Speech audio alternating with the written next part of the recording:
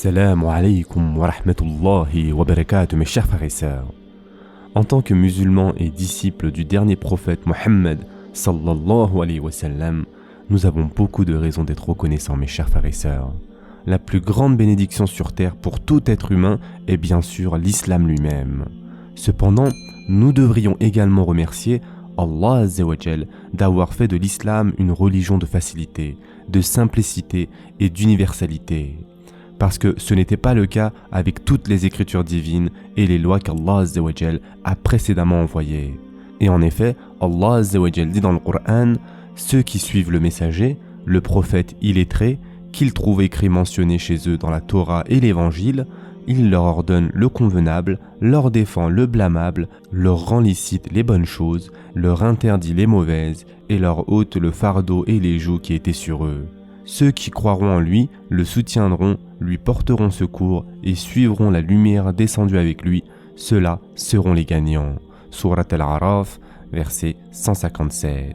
Le prophète sallallahu alayhi wa sallam a vraiment été envoyé comme miséricorde pour l'humanité. Et en effet, Allah Azza wa Jal dit « Allah veut vous alléger les obligations car l'homme a été créé faible. » Surat An-Nisa, verset 28.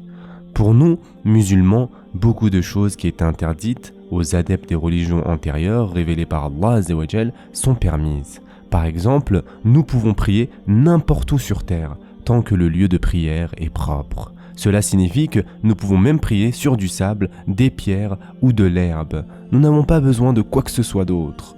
Les musulmans peuvent également manger, utiliser et échanger la graisse de tous les animaux qui sont halal. Nous pouvons également rincer à l'eau et réutiliser les vêtements qui contiennent des excréments. L'islam est une religion, mes chers frères et sœurs, qui peut être largement pratiquée partout dans le monde. Les bases et les piliers permettent aux personnes de toute race, ethnie, lignée et culture de devenir musulmans. Il n'y a pas de politique, de conditions préalables ou de procédures lourdes requises pour embrasser l'islam. De plus, il est attachant de constater à quel point le prophète sallallahu alayhi wa sallam a préféré de nombreux aspects du culte surérogatoire et des habitudes de vie pour lui-même. Pourtant, il ne souhaitait pas en imposer à ses disciples de peur qu'ils ne deviennent obligatoires. Et en effet, Aïcha radiallahu anha raconte « Par Allah qui a enlevé le prophète. Le prophète ne les a jamais manqués, 2 rak'at après la prière du Asr jusqu'à ce qu'il rencontre Allah. Et il n'a pas rencontré Allah jusqu'à ce qu'il devienne difficile pour lui de prier en position debout. Alors il avait l'habitude d'offrir la plupart des prières en étant assis. » Elle voulait dire ici les 2 rak'at après Asr. Il avait l'habitude de les prier dans la maison et ne les priait jamais dans la mosquée de peur que cela ne soit difficile pour ses disciples. Et il aimait ce qui était facile pour eux. Et ce hadith a été rapporté par Bukhari. Le prophète sallallahu alayhi wa sallam avait une position similaire pour l'utilisation du bâton de dents, c'est-à-dire du siwak. Il l'utilisait si souvent pendant la journée qu'il devenait difficile pour ses compagnons de compter. Cependant, il ne souhaitait pas faire de cette habitude personnelle un fardeau pour ses disciples. Le prophète sallallahu alayhi wa sallam a dit « Si ce n'était pas pour le fait que je ne voulais pas rendre les choses trop difficiles pour ma umma, je leur aurais ordonné d'utiliser le siwak au moment de chaque prière. » Et ce hadith a été rapporté par Muslim. Son attitude d'indulgence envers nous, les adeptes de l'islam, nous a procuré beaucoup d'aisance, de souplesse et de latitude dans le culte. Nous pouvons choisir d'adopter ces habitudes personnelles dans la plupart des affaires de tous les jours afin de nous rapprocher d'Allah subhanahu wa ta'ala. Mes chers frères et sœurs en islam, la préférence du prophète sallallahu alayhi wa sallam pour la facilité était également évidente chaque fois que quelqu'un lui posait trop de questions sur les rituels d'adoration. Il deviendrait silencieux, son visage rouge de colère, et ceci a été rapporté dans le Sunan An-Nisa'i. Parce qu'il savait que répondre à de nombreuses questions causerait des difficultés à ses disciples. Cela les rendrait confus et démotivés par rapport à la pratique religieuse. C'était l'habitude du prophète sallallahu alayhi wa sallam d'éviter les disputes sur les questions religieuses. Il savait que les disputes sapaient l'unité et rendaient la religion difficile à appliquer. En étant bref dans ses discours et plus ardent dans ses actions justes, le prophète Mohammed sallallahu alayhi wa sallam a élaboré une stratégie d'une grande sagesse. En adoptant une approche minimaliste de la parole, il a progressivement facilité la soumission de l'humanité à Allah Azza wa Jal de son plein gré et de tout son cœur.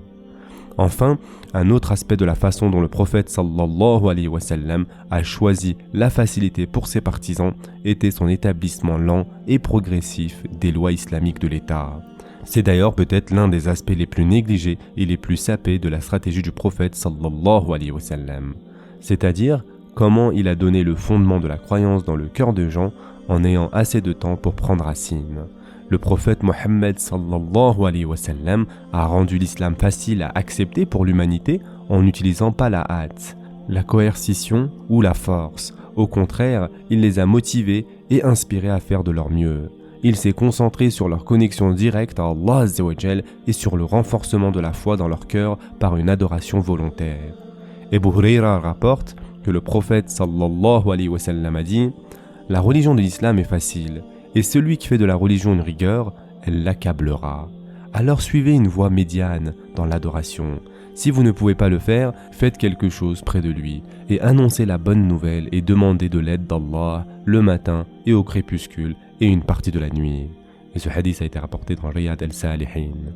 L'islam a été révélé et établi sur une période de plus de 2 décennies.